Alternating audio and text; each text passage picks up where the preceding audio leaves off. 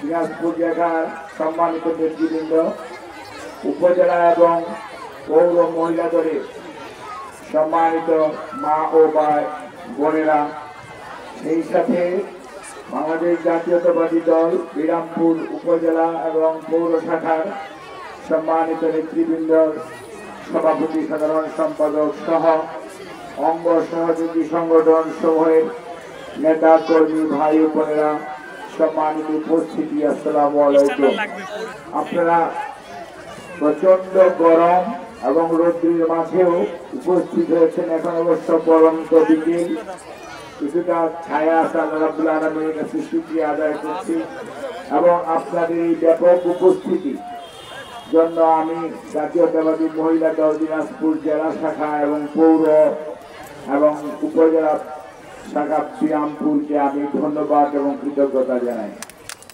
এবং আমাকে আজকে এখানে কথা বলার সুযোগ হয়েছে বা সুযোগ দিয়েছেন, সেজন্য আমি আপনাদের প্রতি অত্যন্ত কৃতজ্ঞ। মা ও বোনেরা, আপনারা জানেন আগামী 26শে মধ্য ফেব্রুয়ারির মধ্যে ইনশাআল্লাহ দীর্ঘদিন যাবৎ আপনারা যে ভোট দিতে পারেন না, আপনারা যে আপনাদের অধিকার প্রয়োগ করতে পারেন না, সেই ভোটের দিন হবে ইনশাআল্লাহ মধ্য ফেব্রুয়ারি 2026। আমার ধারণাই ছিল না যে দিনাজপুরের মা বোনেরা এরকম ভাবে ঘর থেকে বের হয়ে এরকম আসতে পারে। আমি সত্যি এবং আপনারা যে এত সুন্দর গুছিয়ে বলতে পারেন আমার ধারণা ছিল না।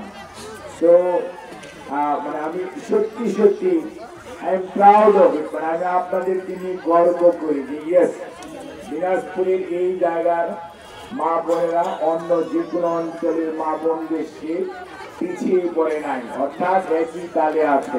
এই খালেদা জিয়া যখন প্রধানমন্ত্রী ছিলেন তখন মেয়েদের শিক্ষার জন্য বিনা বেতনে স্কুলে যাওয়ার জন্য মেয়েদের ব্যবস্থা কে করেছে? খালেদা জিয়া। এবং বিনা পয়সায় বই দেওয়া স্কুলে ছেলে মেয়েদের জন্য কে করেছে? খালেদা জিয়া। আজকে নারীদের উন্নয়নের জন্য নারী এবং শিশু বিষয়ক মন্ত্রণালয় কে প্রতিষ্ঠা করেছে? খালেদা জিয়া। এবং খাদ্যের বিনিময়ে বাচ্চাদের পড়াশোনার জন্য স্কুলে যাওয়ার কে ব্যবস্থা করেছে? খালেদা জিয়া।